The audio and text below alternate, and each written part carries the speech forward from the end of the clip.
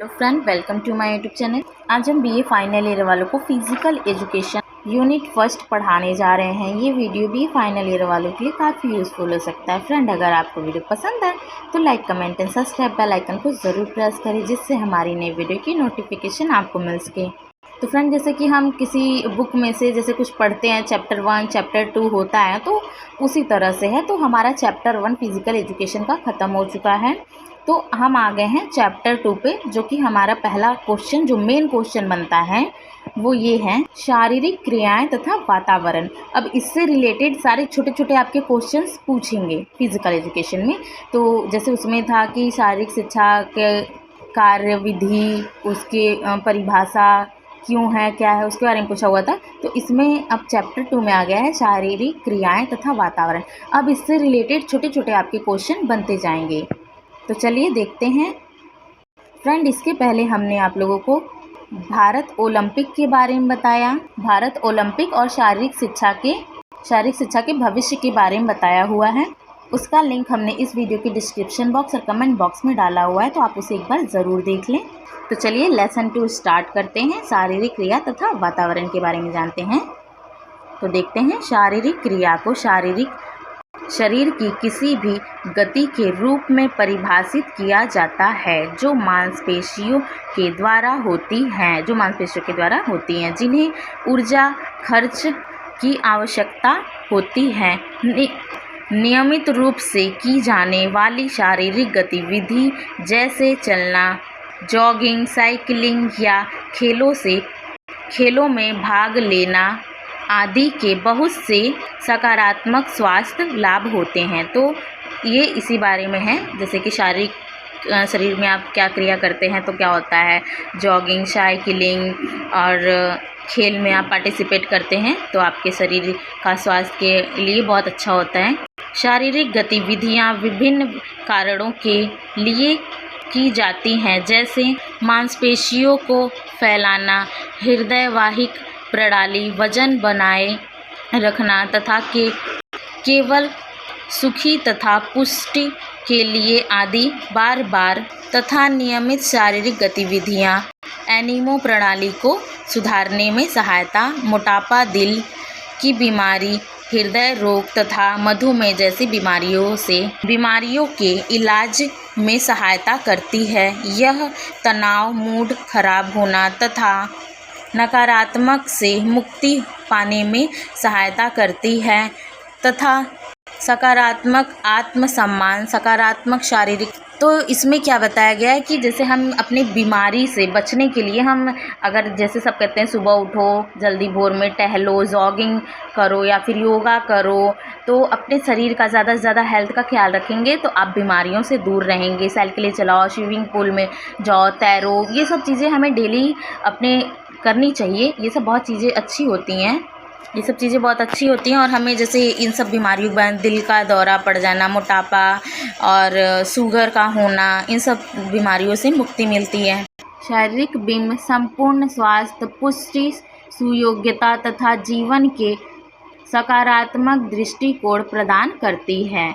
यह सकारात्मक ऊर्जा उत्पन्न प्रत्येक सजीव वस्तु अच्छी प्रकार से केवल तभी बढ़ती है जब यह उचित तथा स्वस्थ वातावरण प्राप्त करती है।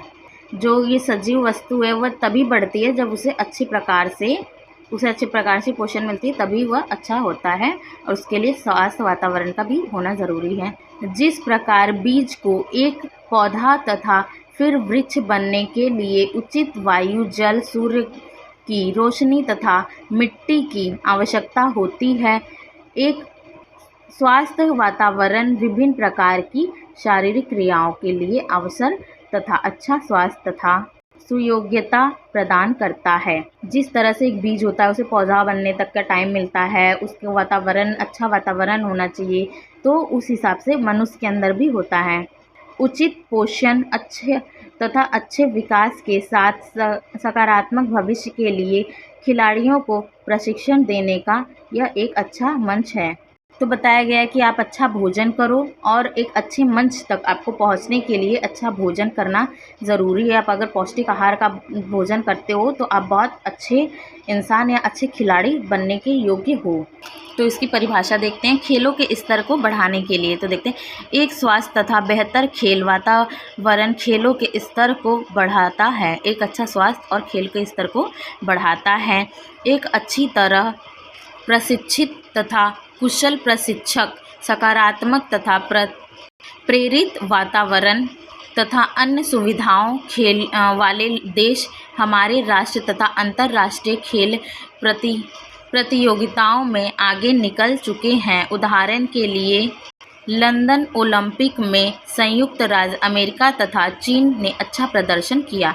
तो हमें खेल वातावरण हमारा ऊंचा होना चाहिए। खेल स्तर को बढ़ाने के लिए हमें एक अच्छे कोच की ज़रूरत होती है, अच्छे खाने पीने की ज़रूरत होती है, अच्छे बॉडी की ज़रूरत होती है। इसके लिए हमें काफ़ी मेहनत करनी पड़ती है, तब जाके हम एक अच्छे मंच तक पहुंच सकते हैं ओलंपिक खेल के लिए। तो खेल में ये सब चीज़ें बहुत इम्पॉर्टेंट मानी जाती है फ्रेंड्स। तो देखते हैं, खेल में या मनोरंजन का भी है बात। तो देखते हैं, मनोरंजनात्मक वातावरण के लिए वहाँ मनोरंजन का भी ज़रूरी है। ज़रूरी नहीं है सब सीरियस होकर खेलें, थोड़ी खुशियाँ भी चाहिए। आजकल लोग दबाव, तनाव तथा उदासी जैसी अनेक मनोवैज्ञानिक बीमारियों से पीड़ित हैं।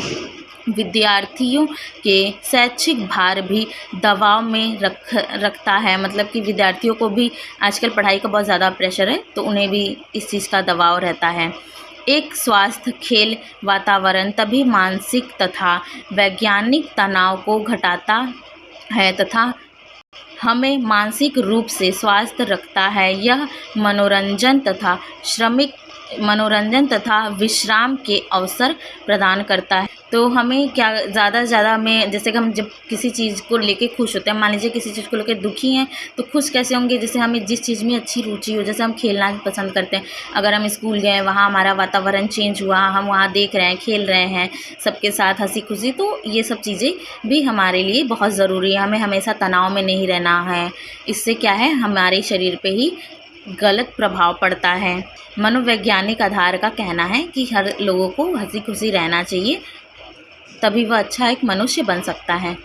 तो अब हम देखेंगे खेल वातावरण की अवधारणा। खेल वातावरण एक स्वास्थ्य तथा प्रतियोगी खेल वातावरण पैदा करने के लिए निर्देश देता है, जहां पर पूरा ध्यान बेहतर कुशलता वाले प्रशिक्षक तथा अन्य सभी सुविधाएं होनी चाहिए। तो खेल वातावरण में हर सुविधा होनी चाहिए, कुशल वाले व्यक्ति होने चाहिए और अच्छा प्रशिक्षण होना चाहिए और उसमें सुविधाएं भी होनी चाहिए।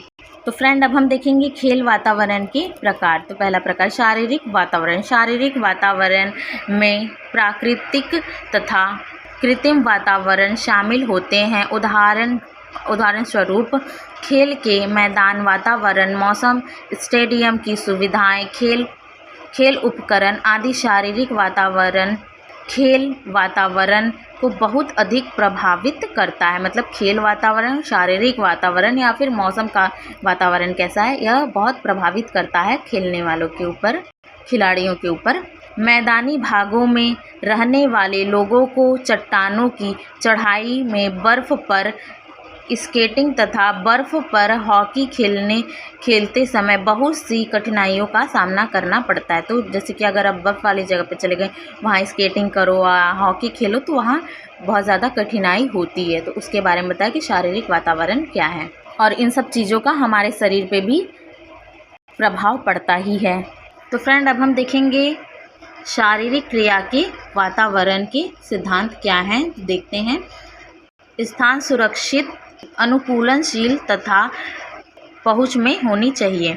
शारीरिक वातावरण शारीरिक क्रिया को प्रभावित करता है। शारीरिक वातावरण शारीरिक क्रिया को प्रभावित करता है। शारीरिक क्रियाओं के लिए भीड़ तथा समाज को आकर्षित करने के लिए यह सुनिश्चित करना चाहिए कि क्रियाओं के लिए स्थान सुरक्षित, अनुकूलन उचित तथा अच्छी पहुँच वाला होना चाहिए। मतलब हम जहाँ खेल रहे हैं वहाँ पे अच्छी व्यवस्था होनी चाहिए ताकि किसी को किसी प्रकार की दिक्कत ना हो, शारीरिक वातावरण में दिक्कत ना हो। ज़्यादा भीड़ रहेगी तो बहुत ज़्यादा दिक्कत होगी, भीड़ में लोगों को बैठने तक की जगह नहीं मिलेगी, उसमें बहुत सारी चीज़ों की दिक्कत आ जाती है। मतलब कि अनेक बीमारी होती हैं, हर इंसान के अंदर कुछ ना कुछ कमी हो जाती है तो वो दूसरे इंसानों तक पहुँच जाती हैं। तो इसीलिए हमें अच्छी जगह को देख के खेल को कराना चाहिए, जिससे कि लोग भी अगर देख रहे हैं तो वो भी सुरक्षित रहें। तो दूसरा है हमारा लचक। लचक पूरी गति के साथ जोड़ों के झुकने तथा हिलाने की योग्यता है। लचक जैसे कि हम झुक जाते हैं, हाथ पैर हिला लेते हैं, ये लचक है हमारे शरीर में, तो इसी को हम लचक कह रहे हैं। जोड़ों में एक अच्छी लचक जीवन के सभी स्तरों में चोटों से बचने में सहायता करती है। मतलब जैसे हमें पता होता है हमें चोट लगने वाली, तो हमारी जो हम लचक जैसे करें कि हम हट जाते हैं वहाँ से या फिर झुक जाते हैं या फिर कहीं कुछ भी कर लेते हैं, तो वो लचक है। तो ये लचक हमारी शरीर को बचाती है किसी होने वाली चोट से सहायता करती है। जोड़ों की लचक को फैलाने वाली क्रियाएं तथा तैराकी जैसी लंबाई वाली क्रियाएं करके सुधारा जा सकता है। मतलब कि ये लंबा होने के लिए, फैलाने के लिए बहुत इम्पॉर्टेंट चीज़ है लचक। हर मनुष्य के अंदर ये लचक होती है और होनी भी चाहिए। तो अब आ जाता है इसमें शारीरिक क्रिया के लिए व्यवहार परिवर्तन तकनीक। तो हमें शारीरिक क्रिया में किस तरह से व्यवहार को करना चाहिए। लोगों के या अनेक मनोवैज्ञानिक व्यवहारों के परिवर्तन के लिए व्यवहार परिवर्तन तकनीक के सिद्धांत पर आधारित तरीके हैं, जैसे कि उनका दृष्टिकोण या आत्मशक्ति। ये तकनीकें विशेष प्रकार के व्यवहार प्रक्रिया को बढ़ाने या घटाने के लिए प्रयोग करती हैं। तो हमारा जो व्यवहार है ये हर प्रकार से बहुत ही इम्पॉर्टेंट है। तो हमें हमारा व्यवहार कैसा है इसके बारे में मालूम चलना चाहिए। हमें ये भी, जैसे हमारा व्यवहार कैसा है, तो ये एक दृष्टिकोण होता है, दृष्टिकोण जैसे हिंदी में, तो इनका दृष्टिकोण कैसा है उसके बारे में ये व्यवहार बताता है। तो अब आता है हमारा लक्ष्य का निर्धारण। इस तकनीक के अनुसार लोगों को निश्चित उद्देश्यों को निर्धारित करने या प्रस्ताव को बढ़ाने के लिए प्रेरित करता है। दिमाग में कोई भी उद्देश्य होना उनको इस रास्ते पर अडिग रहने के लिए प्रेरित करता है। मतलब जो भी हमारा लक्ष्य, एक लक्ष्य निर्धारित हम करते हैं, जैसे कि हमें क्या बनना है क्या नहीं बनना है, तो एक हमारा लक्ष्य निर्धारित होता है, उस पर हमें अडिग रहना चाहिए, अच्छा रहना चाहिए, उस पर से हटना नहीं चाहिए। तो ये हमें प्रेरित करता है। शारीरिक रूप से अधिक सक्रिय बनाने के लिए उद्देश्य देता है। तो ये शारीरिक रूप से हमें सक्रिय बनाने के लिए उद्देश्य देता है। तो हमारा अब आता है स्वास्थ्य संबंधी पुष्टि के अंग। तो स्वास्थ्य में क्या संबंधित है? पुष्टि के अंग। मांसपेशीय सहन क्षमता देखते हैं। यह बिना थकावट किसी काम को निरंतर करना मांसपेशियों की योग्यता है। बिना थकावट के काम करता यह इसकी योग्यता है। मांसपेशीय सहन क्षमता को हृदय श्वास संबंधी क्रियाओं जैसे चलना, जॉगिंग, जैसे नाचना, जॉगिंग, चलना तथा साइकिलिंग चलाना आदि के द्वारा सुधारा जा सकता है। तो हमारी जो मांसपेशीय सहन क्षमता है तो हमें इस प्रकार से सुधार सकते हैं, जॉगिंग करके, नाच के, चल के, साइकिलिंग करके, तो हम इसे सुधार सकते हैं। और इससे हृदय स्वास्थ्य संबंधित कोई बीमारी भी नहीं होगी अगर हम ऐसा करें तो अब हमारा आता है वृद्धि के विभिन्न स्तरों में व्यायाम के मार्गदर्शन। तो व्यायाम देखते हैं। व्यायाम तथा शारीरिक क्रिया वृद्धि के विभिन्न स्तरों पर एक महत्वपूर्ण भूमिका निभाती हैं। वृद्धि के विभिन्न एक महत्वपूर्ण भूमिका निभा रही है कौन? व्यायाम। शारीरिक क्रिया या व्यायाम बहुत सी शारीरिक समस्याओं जैसे कि रक्त दबाव, मोटापा, सांस संबंधी कठिनाइयाँ, मधुमेह, हृदय-वाहिका से संबंधित बीमारियाँ तथा अस्थि स्वास्थ्य समस्याओं के लिए एक जोखिम भरे घटक हैं। तो हम व्यायाम अगर करेंगे तो ये सारे जो रोग हैं हमें नहीं होंगे। व्यायाम एक बहुत ही अच्छा और बहुत इम्पॉर्टेंट चीज़ होती है हर इंसान के लाइफ में। तो हमने कुछ इसके डिफिनेशन के बारे में बताया, तो देखते हैं। पहला, व्यायाम तथा शारीरिक क्रिया आयु के अनुसार होने चाहिए। तो जो व्यायाम है वो इंसान की उम्र के हिसाब से होने चाहिए, उससे ज़्यादा नहीं होने चाहिए, नहीं तो उसे थोड़ी दिक्कत आ सकती हैं।